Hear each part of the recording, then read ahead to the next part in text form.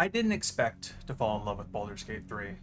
The game got announced back when I was in college, and I heard you had to play in early access, and I saw a screenshot of the Get Yankee, so I put the whole idea of playing the game out of my mind. Then, a couple weeks before full release, I heard it was actually pretty good, and I also heard some opinions of people online who I think are wrong about video games say it was unrealistic and horrible. So needless to say, I gave it a try, and I bought it while I was still in early access for those sweet early game rewards. The next thing I knew, I was...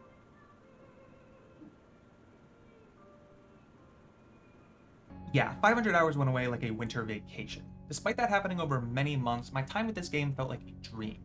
It didn't feel real. A video game this good felt impossible. I had moved away from playing D&D 5th edition at this point, but that didn't stop me from making builds I could never get away with at a table. This game had the writing I was looking for, the game mechanics, the length to become one of the best games I've ever played. Based on the direction the industry had been heading, I couldn't conceive of my new favorite game coming out anytime soon. In the spirit of sharing, here are some of the stories of how that all changed for me.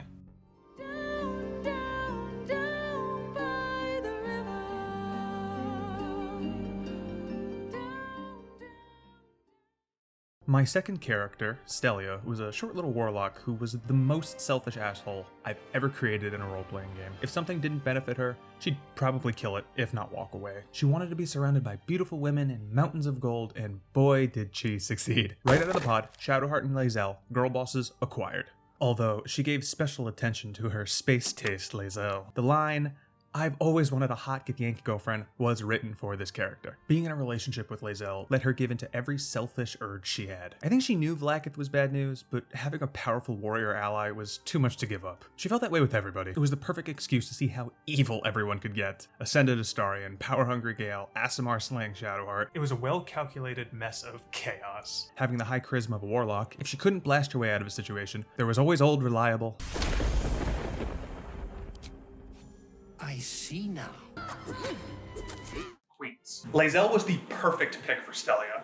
This was my first time romancing her, and I just fell in love with her. I wasn't entirely sold on her character arc during my first playthrough, but I think I figured out why. When you convince her to go against her god, she immediately starts worshipping Orpheus, a gift she's never even met. Her two extremes both include some level of blind servitude. Seeing Lae'zel care for another creature, Stelia in this case, that's what did it. Knowing she was capable of sharing a deeper connection with someone else made me see her humanity, a word she'd resent. On the roof of Baldur's Gate, watching the sunrise, I saw her for the first time, which is why I had to make Stelia break up with her. I knew Stelia was such a selfish prick that I'd be more heartbroken knowing someone so devout would be tied to someone who'd drop her as soon as it suited her needs. This was before the change in the Vlaakith ending confirming Lae'zel's fate, so knowing she'd still be crushing squid skulls in astral space, this made me feel content. Zakfonasdu, source of my bruises. Hell no, man. What the fuck? Who are you? Kirasama is a half-orc monk I made when I realized two things. One, that monks were broken with the tavern brawler feat, and second, that you could bang the emperor. Their backstory is they basically had Stockholm Syndrome when they were kidnapped by the Mind Flayers. By the way, that's not a real thing, look it up. Anyway, they would go on to make a Mind Flayer cult, separate from the ideals of the Cult of the Absolute. Their goals were to get close to Mind Flayers, have sex with them, and then become one. Happy to report, once again, they surpassed expectations. One of the tenets of Mind Flayer Club is everyone had to be nude to be closer to their true forms. So my entire party ran around in their underwear. Picturing all the cutscenes where not wearing clothes makes it 10 times funnier. Tahira interrogating you, goblins partying around you, talking to any Get Yankee calling me disgusting. It was pure gold. And a lot of NPCs are scared of half-orcs, which made the roleplay even more believable because if I saw a half-naked party covered in blood walking around, I'd be shaking in my boots. There was something different about not just choosing the evil dialogue options for everything, but choosing the most psychotic options that nobody would think to pick. More often, because this was my third character, if I was bored with a conversation, like my ancestors, I would attack him mid-conversation, which if you didn't notice, you have the option to perform at any point of communication that isn't a cutscene. This playthrough was the first time I foolishly thought I had seen everything the game had to offer. Kirasama fully sided with the cult, so I got to poke my nose around in all the corners I normally wouldn't be allowed in, such as learning the origin of this ship in Act 3, talking to the spiders in the Goblin camp, to learn Gortash actually keeps his word and will attempt to take control of the brain with you if Orin dies first. Even though this is one of my faster completions, it was one of my most fun to goof off in. Everything you ever dreamt of and more. the single greatest experience of your life.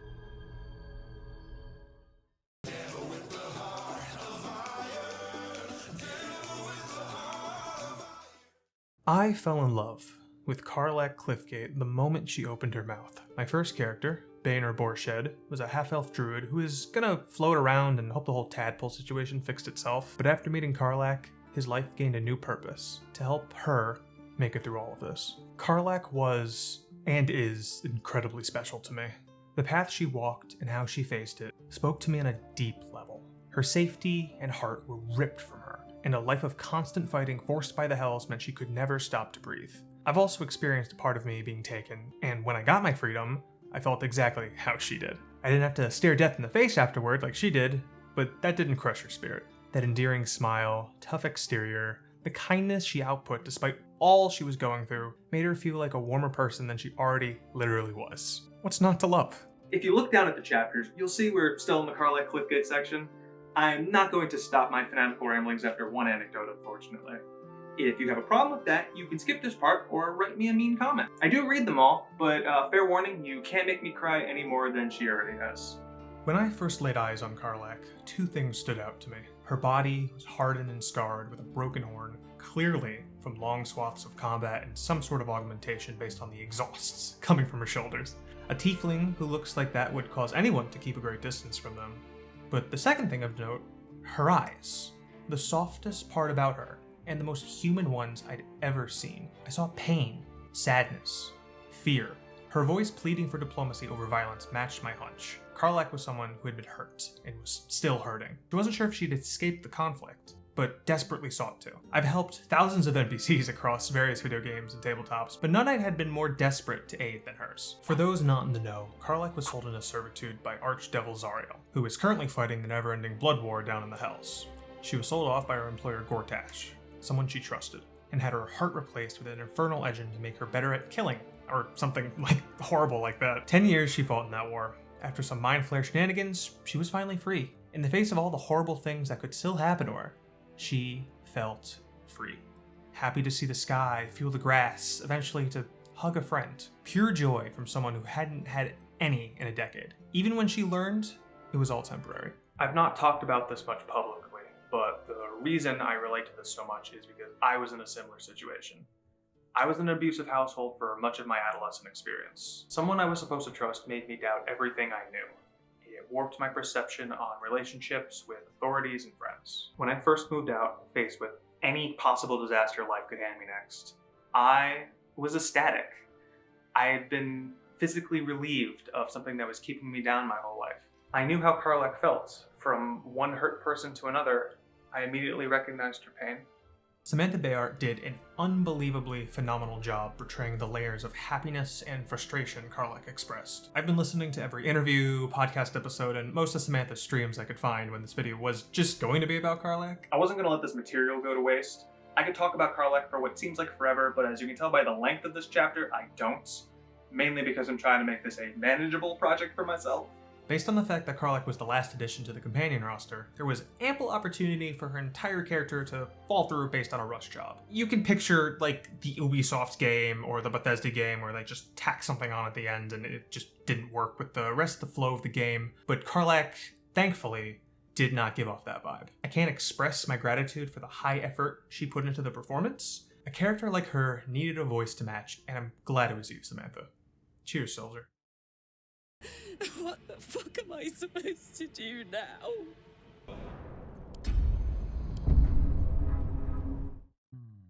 Based on all the promotional artwork and trailers, I was shocked to find out that there were other companions besides the main 6. Again, from someone who was barely paying attention to all the build-up the early access had. Jaheira and Minx from previous games were teased, but my real surprise came from Halsin. This hulking elf was unlike anything I'd seen. He was everything you'd expect from a druid. Kind, respectful, strong, but still unlike what I know. When I recruited him, I thought having another druid friend for Baldur would be great. Although I multi-classed him into a ranger for variety. Twink and hunk on a whirlwind adventure, saving nature. During the first few months though, I couldn't stand using him for too long. As some of you may remember, so many of Halsin's lines came out of him like they were recorded in the hallway outside the studio. It didn't match his volume, tone, or credence he usually had, and I had to bench him. When he was eventually fixed, we had some very chill times. More on that later. I must admit, I didn't expect anyone would come to my aid. Who in their right mind would infiltrate a goblin-infested temple? Unless... Hey, I'm filming this in my kitchen at an undisclosed time in the video. What's up? I just wanted to do a little intermission because there was a bunch of stuff I wrote in the script that I'm remembering as I'm making the video. And was I gonna write more? I don't know, probably not. I wanted to give a shout out to this mod right here, I'll put it right here, that turned this beautiful story-rich game into a roguelike, which is absolutely ridiculous and I thought I would hate it.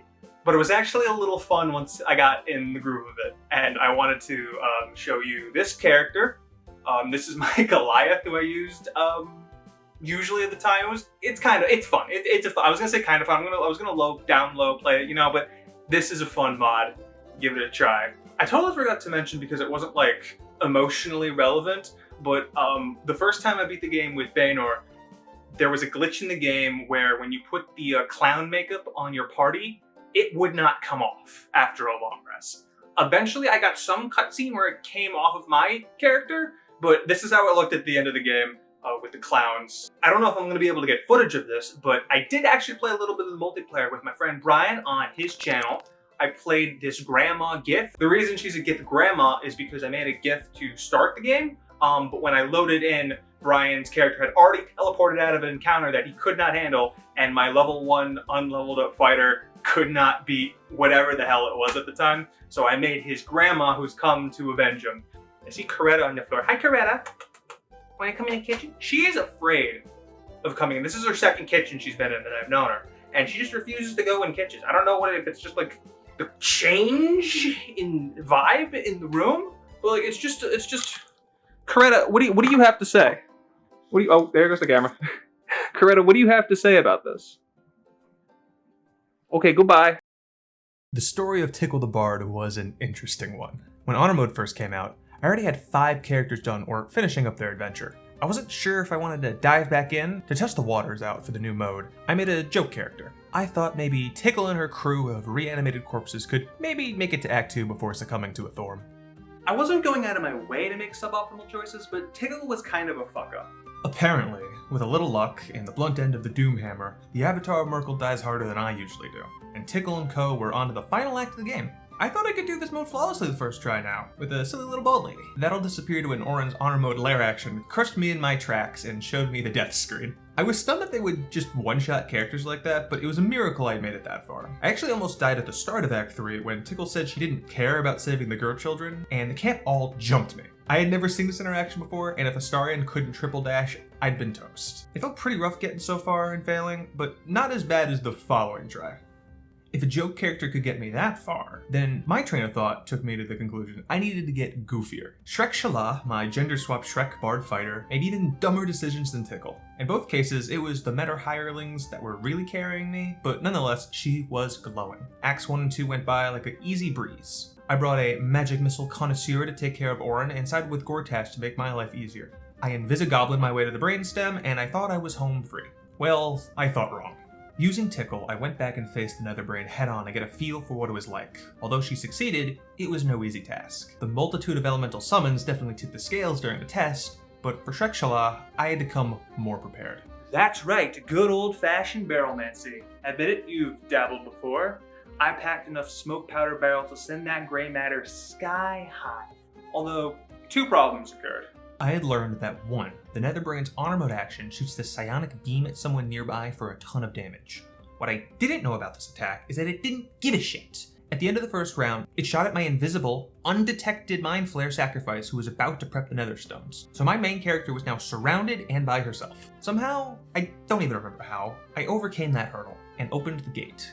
I had the party come through, place the smoke powder barrels, rune powder bombs, and all the fireworks I stole right under the foot of the enemy. I fired my shot, and the brain's health bar blipped out of existence. This is where my second problem occurred, in which I could not skill my way out of. Unfortunately, and right in front of my friend Chris over Discord, it also disintegrated all of my characters at the exact moment, despite their distance. And the game called it a game over. At the final moment, I had failed again. I sat there for a good few minutes and deleted her out of shame. And that's why I have no footage of her. I wanted her to go out with some honor at least.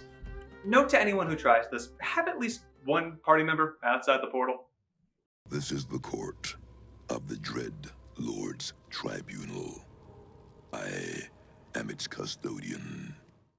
Let's talk some Dark Urge playthroughs. After playing essentially 2 evil characters, my dumbass didn't even know that there was a baked-in evil origin to pick, the Dark Urge, who I consider the canon character to play as in this game, comes with an interesting original backstory that ties into the events of the game perfectly. The first 2 Baldur's Gate games, which I spent a week writing a version of the script to not end up including, is about playing as Ballspawn, a child of the Lord of Murder. In those games, your actions help you overcome the built-in urges to slaughter and conquer like your brother Saravok and other kin. As the origin name implies, you can give into your dark urges and serve your murder father. So that's exactly what I did. The Dark Scourge. Which sounds like an even edgier OC version of already the most edgy character, but was my first Dark Urge. I stuck with the Dragonborn Sorcerer, but I had to be a tad more aesthetically pleasing. I also grabbed Minthara, who I finally realized you could recruit after 5 playthroughs. The underwear should have been a dead giveaway. And I enjoyed gaslighting Gale into becoming the worst possible person he could be. We succumbed to every urge, maiming and stealing everywhere we went, and finally became the Slayer.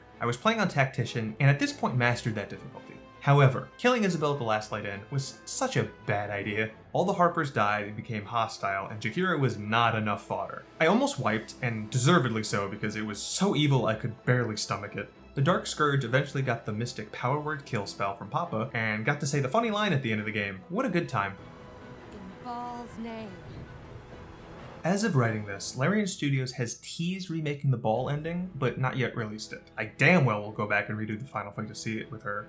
But for now, it was super fun being as evil as possible. Some people say the Ball ending isn't as satisfying as the other ones, and while I agree somewhat, it isn't that bad. As a writer, I know how hard endings can be to make. If everything up until the ending is a 10 out of 10, I'm not gonna be that sour on a 6 out of 10 ending. It can't take away from the hours of amazing experiences that came before it. I can't say that about a lot of RPGs. Even the poorly written ones, it feels dumb to be cartoonishly evil to everyone for no reason. While being a Ballspawn and the Dark Urge dialogue options being so over the top as they are, in this game, it felt doable. I do, however, horribly regret killing Karlach because I wanted the cloak from Mizora. She died in my camp and would not despawn. I spent a real-life Saturday night trying to relieve myself of the guilt and get rid of the body, but it would not go away. I still think about that sometimes, and I would stab every single NPC in Tamriel in real life if it meant Karlach would come back to life. You are glorious, my love. You have never been more beautiful. Well, What I didn't know about the Dark Urge character is that you could resist the urge, much like the protagonist of the first 2 games. As soon as the Dragonborn was done with her evil deeds, I rolled up another character. I think I'd seen someone on the Baldur's Gate 3 subreddit playing as themselves, and I thought that'd be a fun idea. I felt like I'd be someone not to kill a bunch of people because the voices in my head told me to. Humble of me, so the idea stuck. As a college grad with no physical or musical skills, the only class that felt right for me to play was as a wizard.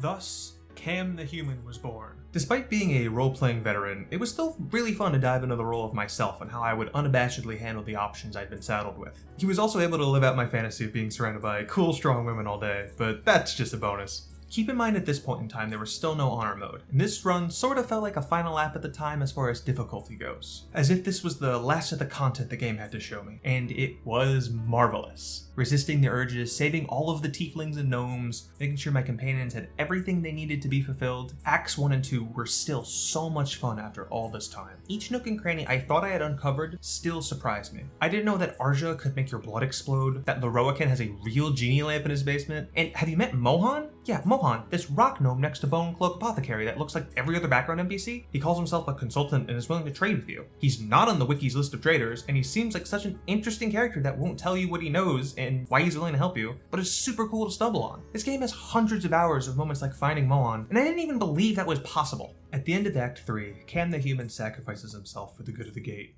I realistically couldn't imagine someone named the Emperor having more power was a good idea, and decided to become the Mind Flayer. Overcoming your blood's influence and saving the city like this is as canon as I imagined Baldur's Gate 3 being. Even if it was my goody two-shoes ass self-insert, this playthrough had a big impact on my enjoyment of the game. It also made me realize something about myself, something deep that no single piece of media ever shook inside me more than this game.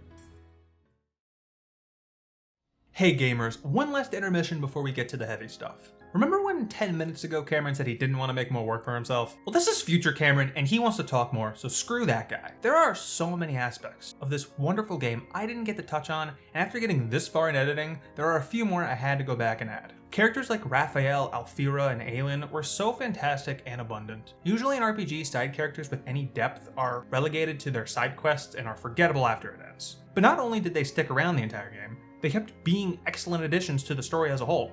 It really felt like any character that said more than one line had a ton of thought put into them, and I appreciate that so much as a player and a writer. I didn't provide myself a great opportunity to mention Shadowheart, Will, Astarion, and Gale in a ton of detail. I talk about them a little more in the previously pictured other video, but to be brief, all of them were excellent companions. Even Gale and Shadowheart, who I wasn't crazy attached to in my first 40 hours, ended up soaring beyond my once lowered expectations. Will's struggle with his father and City's approval hit really hard, and Astarion fighting tooth and nail for his freedom is infinitesimally more enthralling than the posh vampire we see in Act 1. When I read the backstory of the first two Baldur's Gate games, I was off-put with the lack of Baal's influence in this entry, but the Dark Urge changed my mind. Considering a different studio made those games, while creating a third entry, I know I wouldn't want to step on the toes of those games too hard, and the Dirge Origin, I feel, was a great balance. Orin being a great mid-game personal protagonist gave me Benny vibes once she showed her evil face, and the throwdown at the temple had to be my favorite fight in the whole game. Based off the personal significance it has to your character alone, puts it high on my replay list, either fighting for or against your father's favor. And as a last generalization, the setting design is immaculate. Every main location, each campsite, dungeon, blood-ridden homestead. The attention to detail for the player who stops and looks around perfectly satisfied my need to take pretty screenshots for a new desktop wallpaper every session. This game didn't have to look this good. The story and gameplay hooked me in so well, but all the effort every artist put into this game was duly appreciated. Thanks for making it so far. Back to the regularly scheduled incorporated content. I never quite realized how burdened I was until I met you.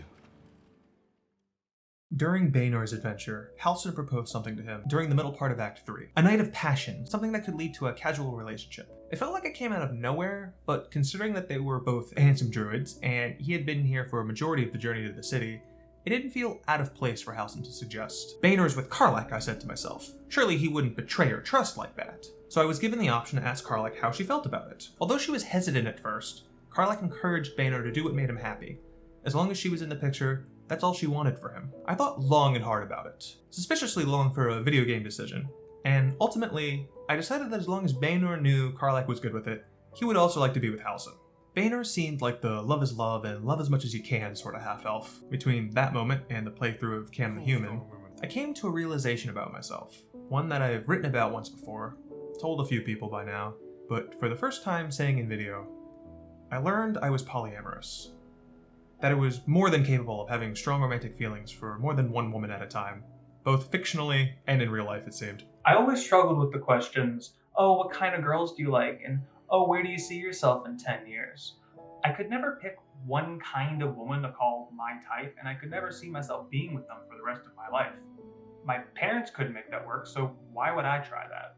After playing this game, and some soul searching, there was only one conclusion I could draw about myself. I hope that felt good to say out loud as I typed out my script weeks in the past. I knew there'd be consequences for this, but it's how I feel. Which leads us into my final playthrough, the modded one. My name is... I was hesitant at first to do a run with mods, as they seemed unstable and didn't really add much, but then I saw a tweet about how you could make your character poly and combine it with the no party limit mod, and I was hooked back in for an 8th character. Meet Piko, the variant human artificer. At this point, I know I'm going to get a few comments about my gender ratio of characters in this video. Not to come off as defensive, but I've played enough RPGs in my life where I'm the burly, unkillable man god I wish I was, but I needed to mix it up, and it's a guiltless pleasure of mine to make fictional women kiss. Anyway, Piko's goal was to recruit every romanceable companion in the game and form the harem to save the world, doing the bidding of all her girlfriends and boyfriends to make them happy. Although a party of 7 to 9 characters would make it a bit easier, I was also going to beat honor mode for the first time finally. Either way, I felt spiritually Shrekshala had done the job already. Playing as an artificer in a game that shouldn't have one, along with all the other mods, made this playthrough even more delightful. Adding new armor, other 5e spells, and a ton of new cloaks and items that had the moment-to-moment gameplay more engaging to someone who had played this game far too much. I was skipping less dialogue and looking in all the corners again, even if I shouldn't have at this point. Adding all the 5e feats allowed me to make new builds with my large cast of spouses, so I wasn't doing the same few builds over and over again. I ran into very few issues both mechanically and stability-wise. There was a point in the Iron Forge where I couldn't interact with NPCs and half my party was invisible, but after a night of finagling, I got them back on track. This mod allowed me to see more of the reactions the companions had on events, which made it feel more like I was traveling with 8 people who all had their own opinions on how many times I licked the spider meat. It felt so good being surrounded by such well-developed characters who I loved so much. Their quirks, flaws, moments of respite, all culminated into what I felt was peak relationship goals. If Can the Humans Run made me feel giddy, Piko made my heart feel whole, which is what the game altogether did for me. Without nostalgia clouding my views, 8 unique ways I experienced the game, all without playing as the origin characters, mind you. After 500 hours, I couldn't say recency bias played a factor anymore. I happily, definitively say that Baldur's Gate 3 is my new favorite video game. I'm 25 now. I grew up with the GameCube with all of these bangers.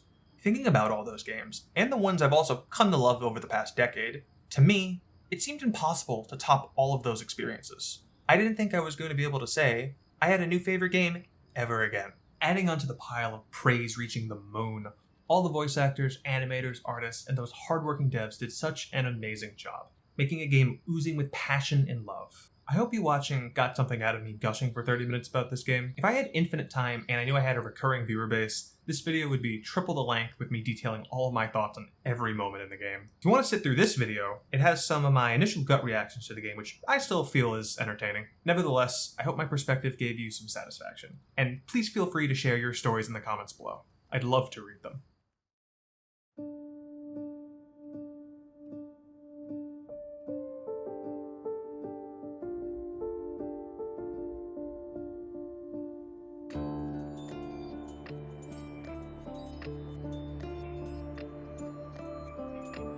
Feel your breath upon my neck, a soft caress as cold as death.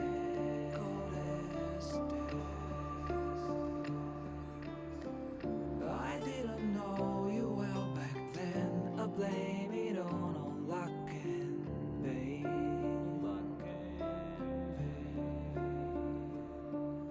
Your blood like wine, I want it in. Oh darling, get me drunk and make me feel it's not my fault, I'm not to blame. These ain't my sins, I broke my chains. There's more to do and I still want to live.